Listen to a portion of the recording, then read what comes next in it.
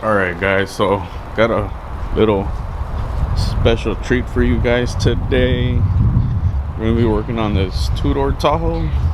Real mint condition Tahoe, man. Probably like the second one that I get that's like really nice. So what we're gonna be doing, we're gonna be replacing all the front suspension. So that's gonna be your inner outer tie rods, stabilizer links. We're gonna take a look at the shocks, idler arm, pitman arm, all the steering components pretty much. He also has a couple of other parts he wants me to install. Let me see if I can open up the bag. He has I think a brake kit. Let me see. I think this one has drums. So this whole kit has like for you to be able to turn it into a disc application one. And there's all the stuff in here.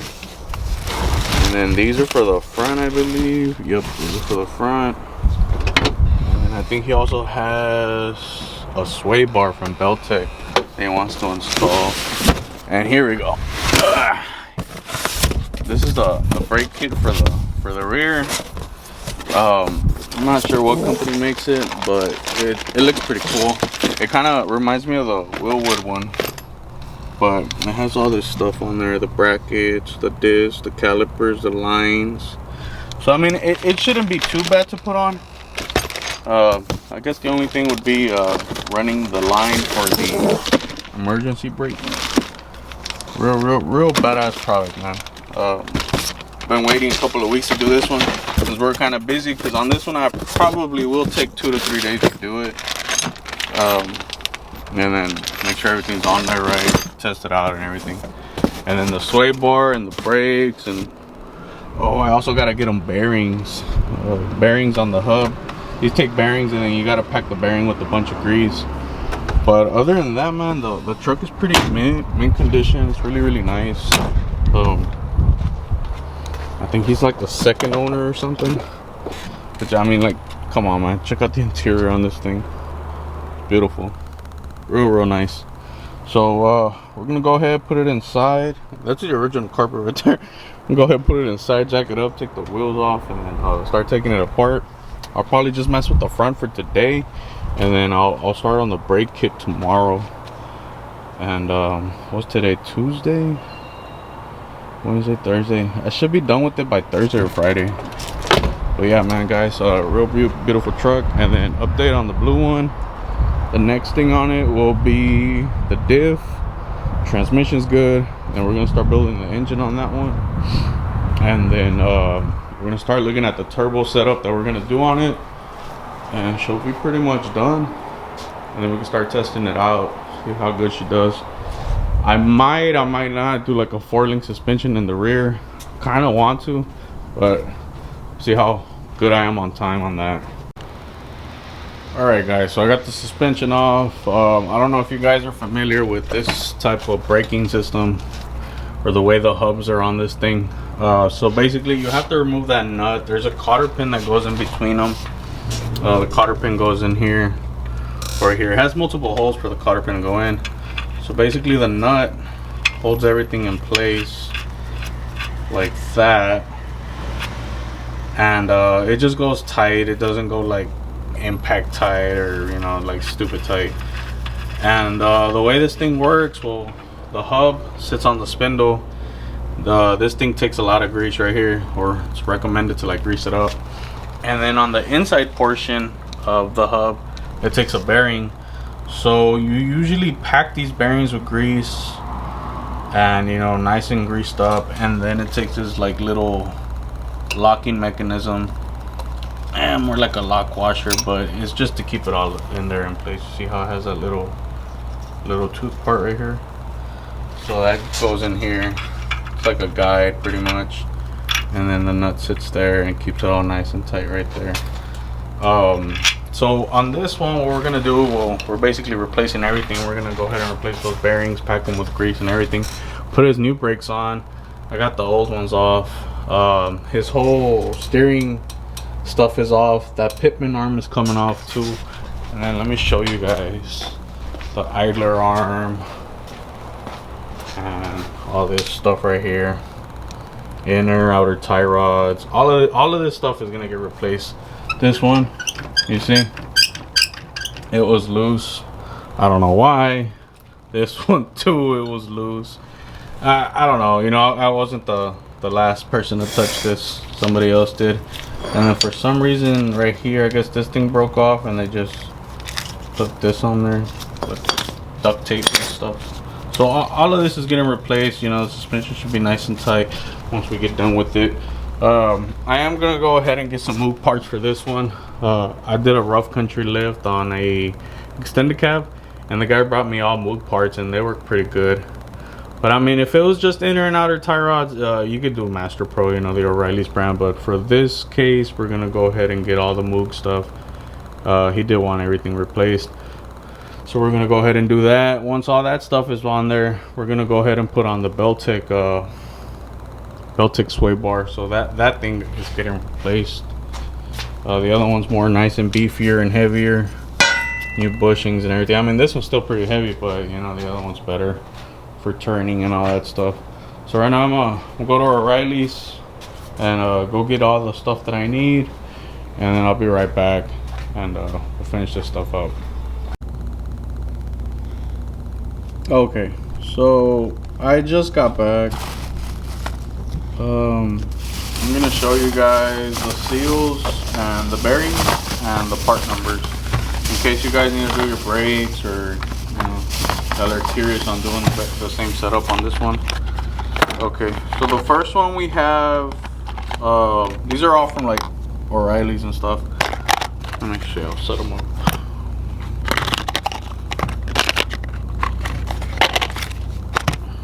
So this is what we got.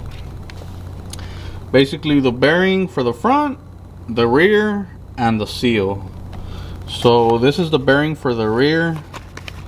On this one, let me see, where's the part number at? I guess the part number is this. The part number is A5 on that one. I think this is a seal. The part number on that one is 4739, and they have a size. And then this is the front bearing. All they have on that one is A3. Let me get them out of the box so I can show them to you guys. Oh, that's cool. They have them packaged and everything. So look, that's the front bearing. So you have to pack with grease. And then over here, you have the rear bearing. This one also gets packed with grease. And then over here, we have the seal. A small seal that goes towards the back. So there you go. This is your seal. The bearing for the back, bearing for the front. For you guys that are probably a little confused, a bearing for the front goes in here, and then for the back, it goes, well, in the back. That thing sits in here in the back right here. And this one, well, the old one already has it. So I'm gonna go ahead and clean the spindles, throw some grease on them, start packing the bearings with grease. And the way you pack a bearing with grease, basically, you can do this with gloves, you can do this with your hands if you don't mind the mess. But if you do, you get like a, well, that's about a new can of grease. You grab the grease, like that, boom, you throw it in your hand. And then when you start doing, you just start packing the bearing, you know, make sure it's nice and packed with grease, and then you can put them on. You do that one for the rear one too, and then you just start putting all the stuff back together, and that's pretty much it. I'm waiting on the steering parts. We went ahead and got them all Moog stuff, Moog, whatever you want to call it. So we're just gonna wait for that. They should be here like a little bit after 5. So for right now, all we're gonna do is just work on the brakes, have that nice and ready. And then we'll start putting all the front suspension back on. In the meantime, I will probably take that pitman arm off already, because that's the only thing that's left on there. And then everything else is getting replaced. Inner, outer tie rods, idler arm, and this guy right here. So yeah, show you guys right now once I'm done with all that stuff. and I'll have the brakes on there and everything. Alright guys, so this is essentially how you want it to look. The bearing's nice and packed and the seal's on there, and this is how you want your bearings to look. Nice and packed full of grease. About to put these back on the spindle. Like I said, the spindle takes some grease on the shaft part, grease it all up. Let me see, right there, and the other one too. I'm about to put them on, and then that's it. Put them back, start putting the pads back on, and yep, that's how you want them to look. Nice, packed full of grease, and the seal on the rear. That's it. Alright guys, so I have everything on already. One thing I did have to point out, let me turn off that fan.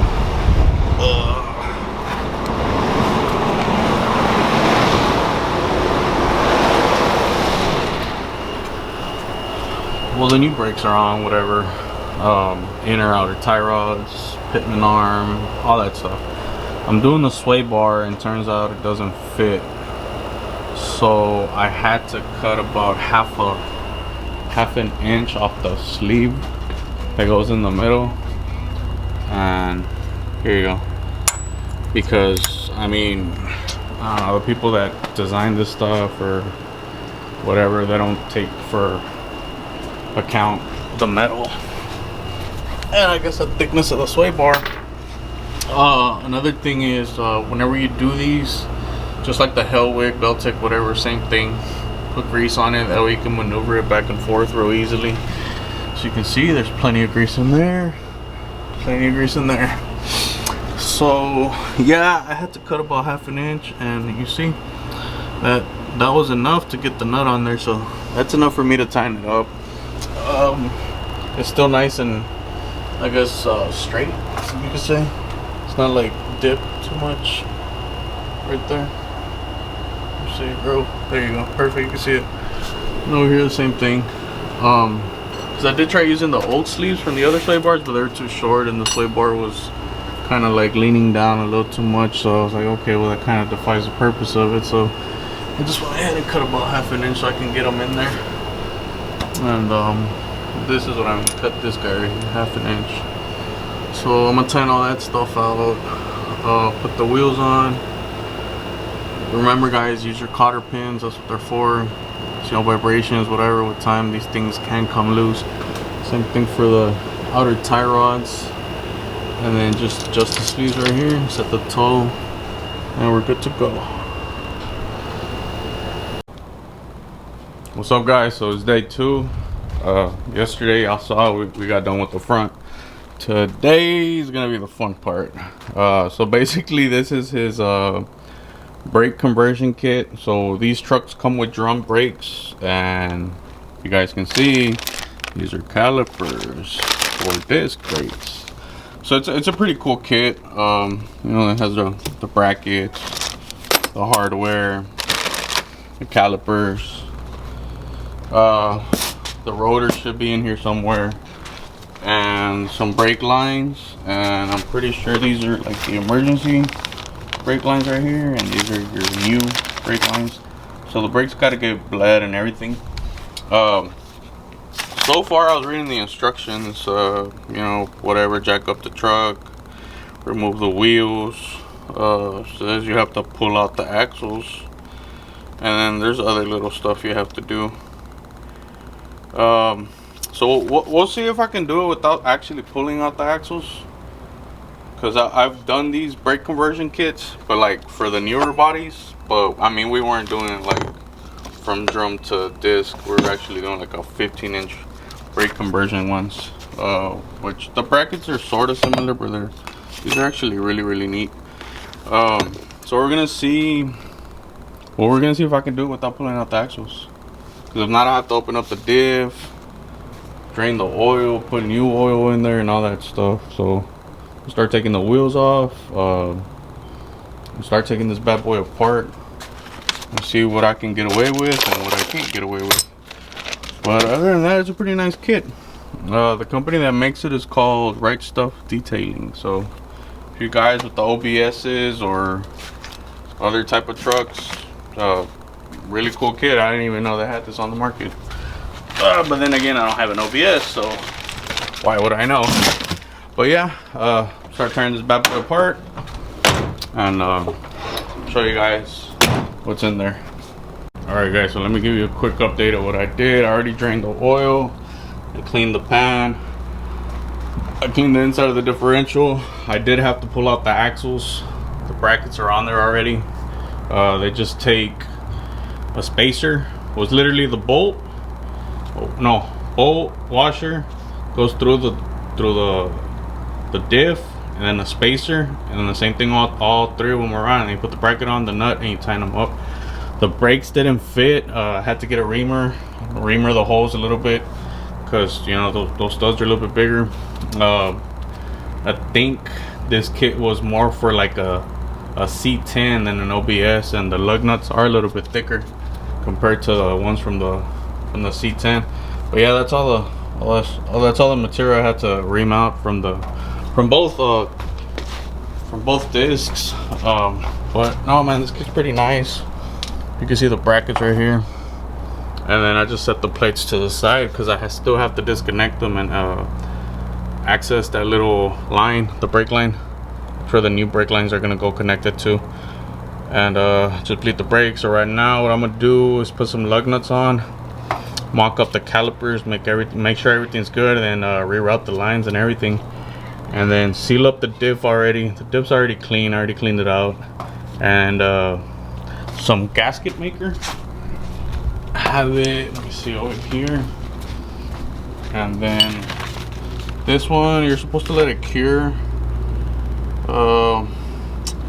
Rule of thumb was about an hour. I usually do about 30 minutes. Let it cure on the actual cover, and then slap it on, and then just leave it alone. And then this is the oil it takes.